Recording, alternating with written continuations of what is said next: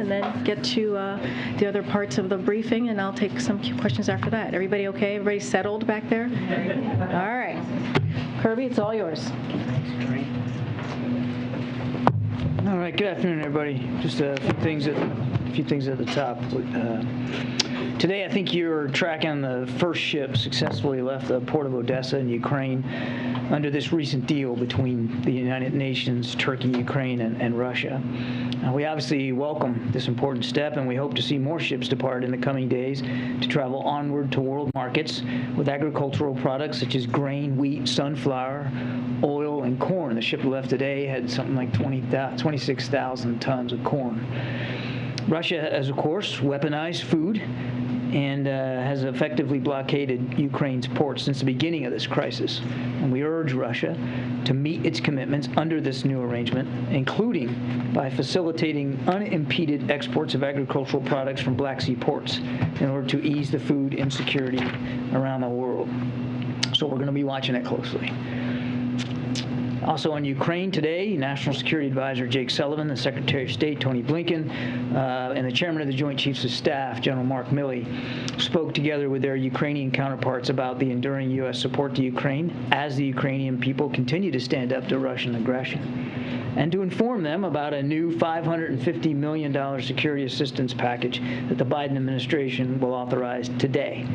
This follows Secretary Austin's call with his Ukrainian counterpart on Friday, where he previewed that package. Today's announcement is going to include more ammunition for the High Mobility Advanced Rocket Systems, otherwise known as HIMARS. I know you all are familiar with that, as well as ammunition for the 155 millimeter artillery systems, which have already been supplied to Ukraine and are in the field. This will be the 17th time that the Biden administration has authorized a security assistance package using presidential drawdown authority since President Biden took office, and it brings to more than $8 billion drawdown authority alone in material and security assistance for Ukraine just since the invasion began in late February. Now on Taiwan, because I know that's on everybody's mind today.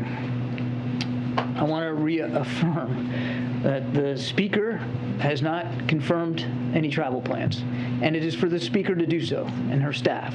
So we won't be commenting or speculating about the stops on her trip. We have been clear from the very beginning that she will make her own decisions and that Congress is an independent branch of government. Our Constitution embeds a separation of powers. This is well known to the PRC, given our more than 4 decades of diplomatic relations. The Speaker has the right to visit Taiwan, and the Speaker of the House has visited Taiwan before without incident, as have many members of Congress, including this year. Now, the world has seen the United States government be very clear that nothing has changed about our One China policy, which is, of course, guided by the Taiwan Relations Act, the 3 joint U.S.-PRC communiques, and the 6 assurances. We have said, and we have repeatedly said, that we oppose any unilateral changes to the status quo from either side. We have said that we do not support Taiwan independence, and we have said that we expect cross-strait differences to be resolved by peaceful means. We have communicated this directly to the PRC at the highest levels, including as recently as last week in the phone call between President Biden and President Xi.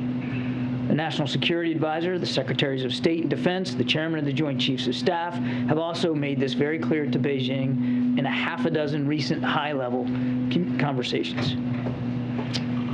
Put simply, there is no reason for Beijing to turn a potential visit consistent with long-standing U.S. policy into some sort of crisis or conflict, or use it as a pretext to increase aggressive military activity in or around the Taiwan Strait.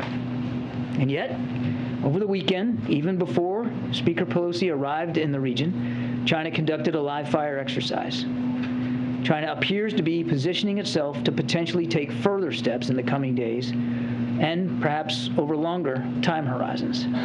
These potential steps from China could include military provocations, such as firing missiles in the Taiwan Strait or around Taiwan, operations that break historical norms, such as large-scale air entry into Taiwan's Air Defense Identification Zone, ADIZ, I think you all know that acronym, air or naval activities that cross the median line, and military exercises that could be highly publicized. This could also include actions in the diplomatic and economic space, such as further spurious legal claims by Beijing's public assertions last month, Beijing's public assertions last month that the Taiwan Strait is not an international waterway. Some of these actions would continue concerning trend lines that we've seen in recent years, but some could be of a different scope and scale. The last time Beijing fired missiles into the Taiwan Strait was 1995 and 1996, after Beijing reacted provocatively to Taiwan's president's visit to deliver an address at his alma mater. I want to contrast this now between the United States and China. We, and countries around the world, believe escalation serves no one. Beijing's actions could have unintended consequences that only serve to increase tensions. Meanwhile, our actions are not threatening, and they break no new ground. Nothing about this potential visit, which, oh, by the way, has precedent, would change the status quo. And the world should reject any PRC effort to use it to do so. We will not take the bait or engage in saber rattling. At the same time, we will not be intimidated. We will keep operating in the seas and the skies of the Western Pacific as we have for decades. We will continue to support cross-strait peace and stability, support Taiwan, of course, defend a free and open Indo-Pacific, and we're still going to seek to maintain lines of communication with Beijing. All of that is important, and all of it is preserving the status quo. We expect to see Beijing continue to use inflammatory rhetoric and disinformation in the coming days. The United States, by contrast, will act with transparency. We'll stand up here, we'll answer your questions, we'll give you the facts. We are also committed to keeping open lines of communication with Beijing, as I said. This is what the world expects of not just the United States, but of China. And we encourage Beijing to keep that commitment as well. With that, go to some questions. Thanks, John. So, given all the saber rattling that's being done by China and the fact that Speaker Pelosi is still considering a trip, the fact that you're laying out all the possible reactions that China could have, should we take this as a sort of test of China's willingness to make good on some of its designs on Taiwan, or a test of whether they've learned some of the lessons that Russia learned by invading Ukraine? The short answer to your question, and then I promise I won't just leave it with a short answer, is that's a better question for President Xi and what's in his mind over this. I think we've laid out very clearly that if she goes, it's not without precedent. It's not new. It doesn't change anything. I mean, what we would hope they infer from everything we've done and everything we've said, including during the president's phone call, is that we're being consistent. There's no change. We've not ramped up the rhetoric. We've not changed our behavior. Everything we've done is consistent with our obligations and our commitments. But if the policy hasn't changed, then why was the speaker being urged not to go? I don't know that she was urged not to go. Who urged her not to go? The president said on August 20th that the military doesn't think it's a good idea for her to go. The speaker makes her own decisions. And what we did was provide her context, analysis, facts, information, so that she could make the best decision possible for every stop, for every overseas travel. And again, I'm not going to get ahead of her or her staff here with respect to the rest of this trip. Does the U.S. military still think it's not a good idea? I would refer you to the military. Again, we as a national security team, not just DOD, we are obligated, and we take that obligation seriously, to make sure she has all the context she needs before she travels overseas, and we did that. And, oh, by the way, we'll continue to do that throughout the remainder of her trip for anything else that she needs to make sure she has a successful visit. Russia, follow-up? John, thank you. You've been emphasizing the separation of powers and the separation of the legislative branch from the executive. Does the White House feel confident that President Xi understands that separation? As I said in my opening statement, we've had, diplomatic and bilateral relations with the PRC for decades. They understand well. I can't speak for President Xi. I wouldn't do that. But our assumption is they understand very well how our Constitution is organized and that there are 3 equal branches of government.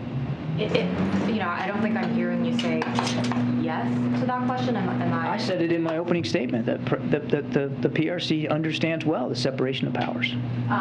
If you are confident about that, was this an issue that President Biden raised directly with President Xi during their phone call? We didn't get a very detailed readout of the detailed discussions they had during that phone call last week. The president, in his conversation with President Xi,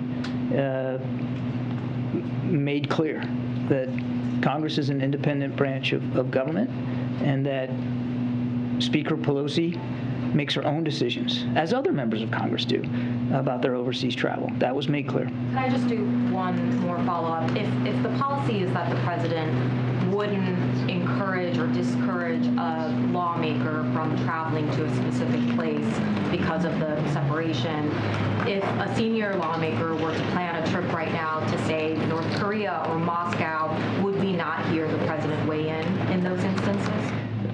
I think you would see the president be consistent. We provide members of Congress facts, analysis, context. They make their own decisions about where and when they're going to travel.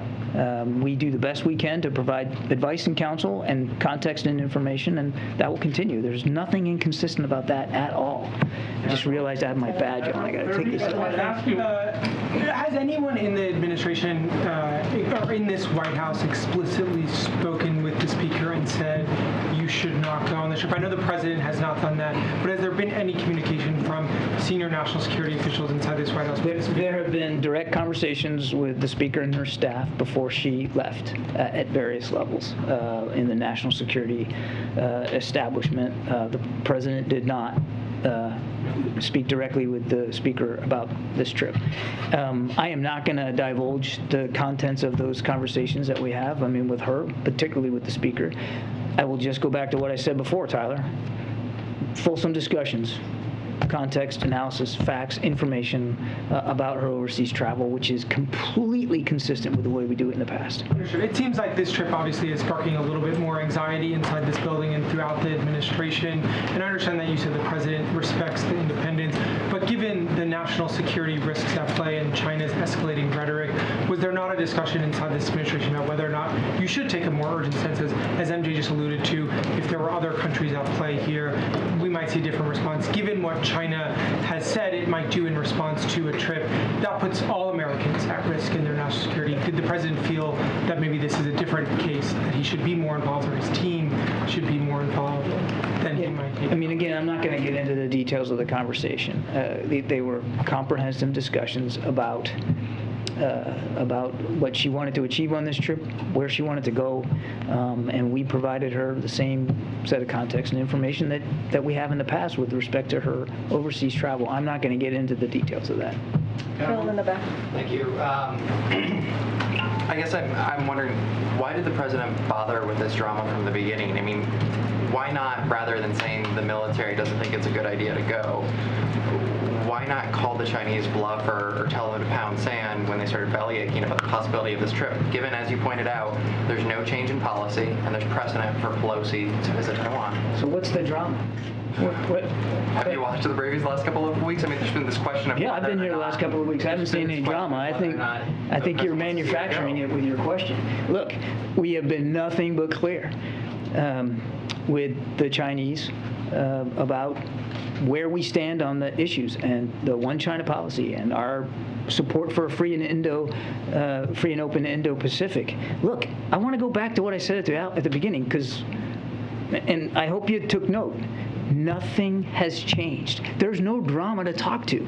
It is not without precedent for a Speaker of the House to go to Taiwan if she goes, and I'm not confirming that she is. And it's certainly not without precedent for members of Congress to travel to Taiwan. It has been done this year, and I'm certain that it will be done in the future. We have no interest, as I said in my opening statement, increasing tensions here. We have no interest in changing any of the approach that we take as a government, or in keeping with our allies and partners to wanting to see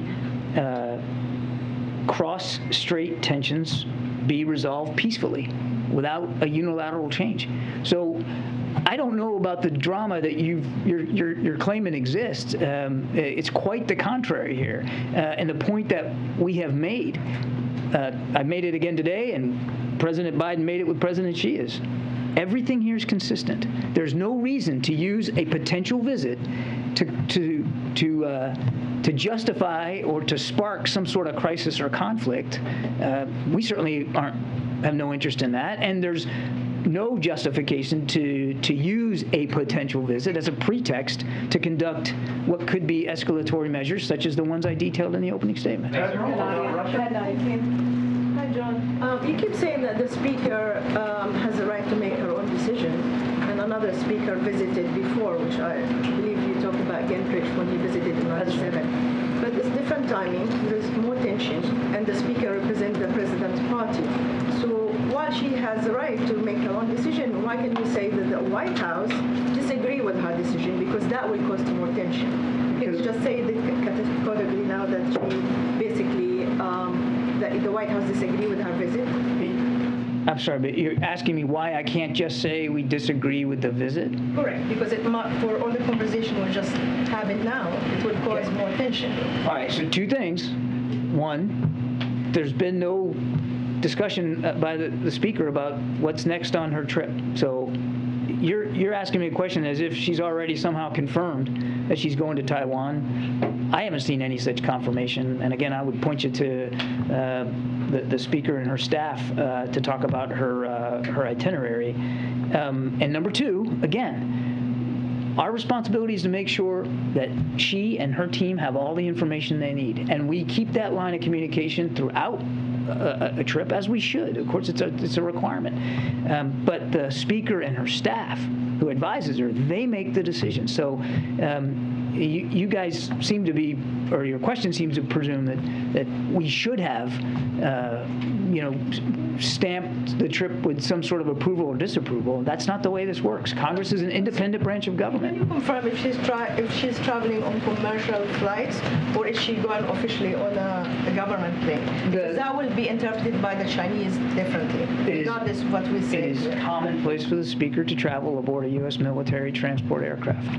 That's very typical. Has the administration been in touch with the Chinese government since the president's last conversation with President Xi? I'm sorry, say that again? Has the administration, people in the administration, been in touch with the Chinese government since the president's conversation? I'm not aware of any specific communications after that call. And what planning is being done in advance to ensure that there won't be any dangerous fallout if she does indeed go to Taiwan? Well, without getting into details, I think you can understand that part of our responsibilities is to make sure that she can travel safely and securely, and I can assure you that she will. Admiral, what about Russia? What about Russia banning a Jewish agency? Sir, let Karine, please let Karine call. In terms of the Speaker's agenda and her motivation for going, which does seem to be different than the President's set of issues, since he has said publicly the military doesn't think it's a good idea. He has not come out and given a fulsome support for this trip if it happens. What is your sense about her advocacy for democracy, for self-rule in Taipei if she were to go there, and the impact of that if she were to make that kind of a statement, long-held views on the part of the Speaker, and how that might have an impact? Well, the Speaker can speak for herself, and whatever she wants to say on this trip is really her prerogative. That's why it was so important for me in my opening comments, Kelly, to make clear what this administration's policy is with respect to the One China principle, One China policy, as well as not wanting to see cross-strait tensions resolved by any other than peaceful means, and the fact that we don't support Taiwan independence. It was important for me to lay that down right at the outset. That's our policy. That's this administration's approach. I can't speak for what Speaker Pelosi may do or say on this trip. One question here, if I may follow up, sure. Because of the closeness between the Speaker and the President, it does raise the question about, is she sort of pressing a foreign policy that may, in fact, put the President in a bad position? Is that the sense of this White House? The President is comfortable with the position that this administration continues to take, which has long-standing historic precedents, and I went through it all at the opening statement. The President's very comfortable with our policy with respect to China and to Taiwan, and he had an opportunity last week to reaffirm those policies and his views in his direct discussion with President Xi. Okay, just a few more. Go ahead, Jeff, and then Joey. Thank you very much. Thanks. John, you mentioned the potential of missile launches by China. Are the people of Taiwan at risk if Speaker Pelosi makes this visit? And is she at risk if she makes this visit? Well, we certainly don't think there's any reason for anybody to be at risk here with a potential visit. Again, hasn't been announced, and I won't speak for Speaker Pelosi. But there's certainly no reason for this to come to blows. There's certainly no reason for this to escalate. And as for the potential risks, I think that is a better question put to the PRC and to the PLA Army and Navy and the Air Force. We're going to watch this very, very closely. We're going to make sure that she has a safe and secure visit, because that's our responsibility. And we urge, as I said at the outset, we urge China to, if she goes, to see this for exactly what it is. Nothing new. No change to our policy, and certainly not an unprecedented visit by the Speaker of the House. You also said the U.S. will not be intimidated. Do you feel that using language like that right now will be viewed by China in a way that you are also raising rhetoric the way they have? You said it right at the top, like that they have. They have been out there in recent days with some irresponsible rhetoric. We feel it's important for everybody in the region to understand how seriously we take our security commitments in the Indo-Pacific, and that's why we put it that way. There's no reason, Jeff, for this to honestly, there's just no reason for this to escalate. In fact, there's every reason, given our national security interests, as well as the interests of our allies and partners that are at stake in the Indo-Pacific on any given day. There's every reason for this to not escalate, and for the lines of communication to remain open between Washington and Beijing, and that's what we'd like to see happen. One on Iran. Yeah, thanks, John. Does the White House currently know whether Speaker Pelosi is planning to go to Taiwan? I realize she's not announced anything publicly. You've also said White House officials have been talking to the Speaker's staff. So does the White House currently have knowledge whether she is planning to go to Taiwan? I am not going to talk about the Speaker's itinerary. I'm just not going to do that. And Jeff, I want to go back to one other thing, if I may, because it was in my mind and I flew out of my mind as I was answering your question. Is when you talk about or you threaten these kinds of potential operations, military operations and exercises and missile launches that I talked about. I mean, what that does is it does increase the risk of miscalculation, as I said, and which could lead to unintended consequences. And that's really the risk. You asked specifically, are they at risk?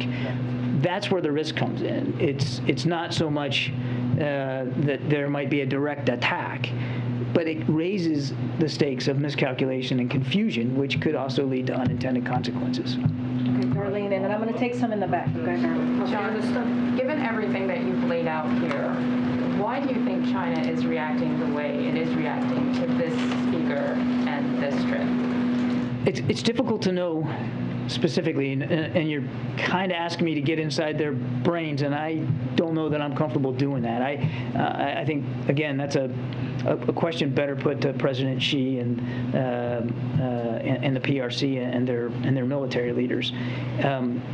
There has been, you've heard Chairman Milley talk about this even before we were talking about a potential visit by the Speaker, of increasing aggressiveness by PLA military forces in the region alone. Violations in air and sea space across the strait, more aggressive and proximate military exercises, and of course in their rhetoric. I mean, this has been going on now for months, and if you really want to, you can go back years in terms of Chinese coercion and intimidation tactics, even just in the military environment in the South China Sea, East China Sea.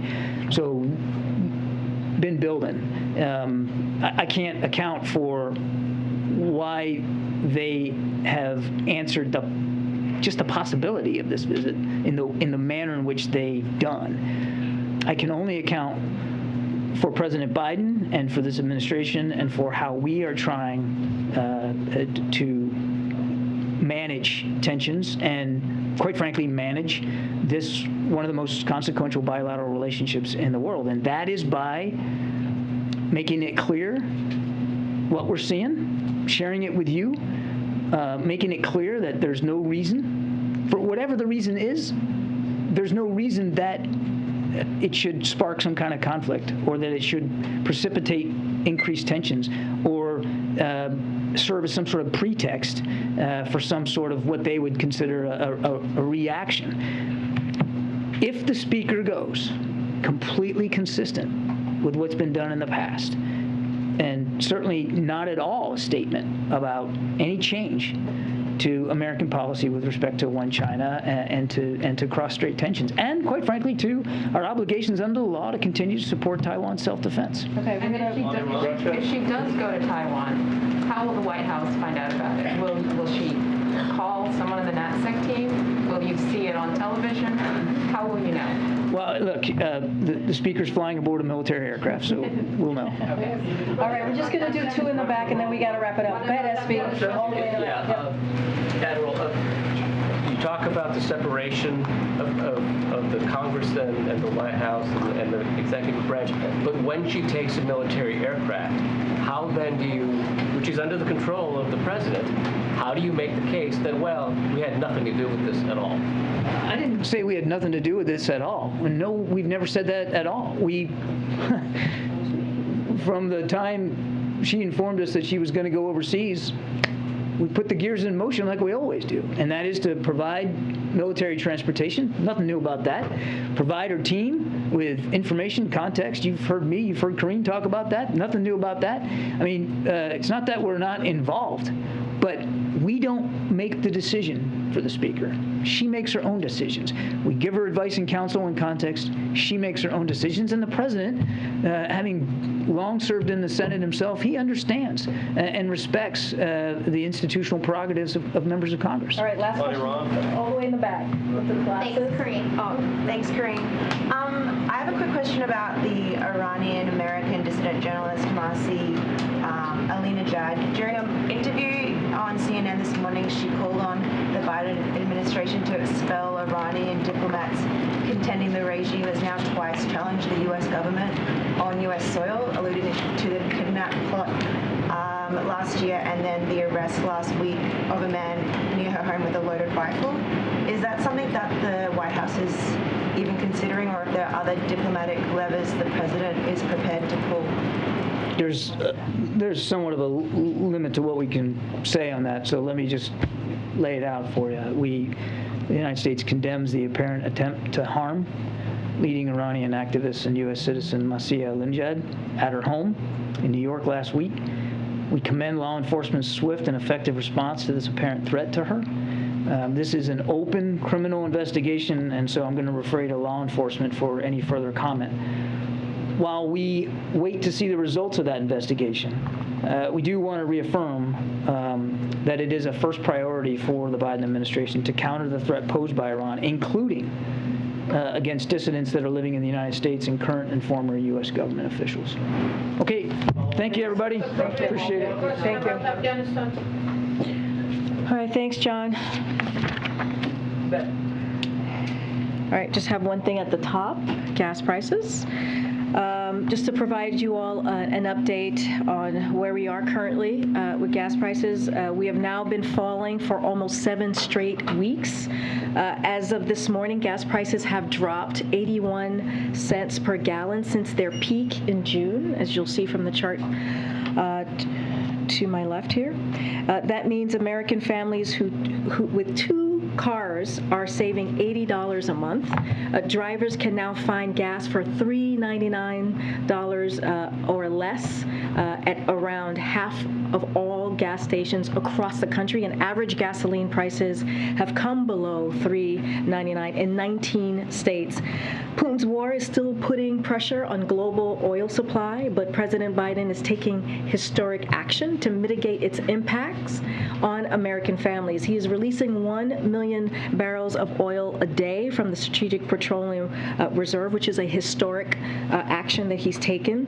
He rallied global partners to release millions of barrels of oil, and under President Biden, U.S. oil production is up and on track to reach a record high. The Treasury Department estimates that the historic release of oil by President Biden and international partners has reduced gas prices by up to about 40 cents per gallon, as we have shared with you all last week. More work remains, but the fact is that we are currently experiencing the fastest decline in gas prices in over a decade. And with that, Darlene. Thanks, Karine. A couple of questions about the president and his latest bout with COVID. The first time he tested positive, the White House had identified 17 contacts. Can you update us on those? And then were there any additional contacts from him testing positive again over the weekend that we should be aware of? So those 17 are continue to test negative. So that's the update on the first positive test that the president had that we shared with all of you. With this positive test that we saw and shared with all of you again on Saturday, there's been 6 close contacts, and those 6 individuals continue to test negative. Has he resumed the blood thinning medication that he had stopped when he was on COVID? He has resumed all the medication that he was on, before. And then one final question quickly. There was video of him yesterday FaceTiming with the folks, the veterans camping out on Capitol Hill. We haven't seen anything from him today. Can you give us a sense of how he's... All right, we've been listening there to the White House daily press briefing. The White House, interestingly, taking a position on gas prices now that they're going down. Yes. That President Biden is to thank an adjustment from earlier messaging a few months ago when gas prices were up, and they said no president can control gas prices. So just a little clarification there. Also today we saw NSC Coordinator for Strategic Communications John Kirby discussing the first shipments of grain to leave Ukraine. He said U.S. defense officials spoke with their counterparts and announced a new $550 million security assistance package. But as we were both listening, this was a briefing focused on Taiwan. Absolutely, and I think that's why we heard about those gas prices so quickly after John Kirby had left. But Kirby did also discuss the reports about Nancy Pelosi's rumored trip to Taiwan. And he said the White House will not confirm any travel plans, says the Speaker makes her own decisions. But he also says there is precedent for a Speaker of the House to visit Taiwan. Kirby added the U.S. will not be intimidated by Chinese aggression. Secretary of State also commented on that potential trip. And again, they keep calling it a potential trip, saying any action taken by China would be entirely on Beijing. Yeah, a lot going on there to unpack. Trying to really make a division between the White House decision and what the Speaker of the House may do here in the next 24 hours or so, despite no confirmation just yet. We're going to take a very short break at this moment, but don't go anywhere. We've got lots more news for you straight ahead. You're streaming CBS News, always on. CBS News Sunday Morning with Jane Pauley on CBS.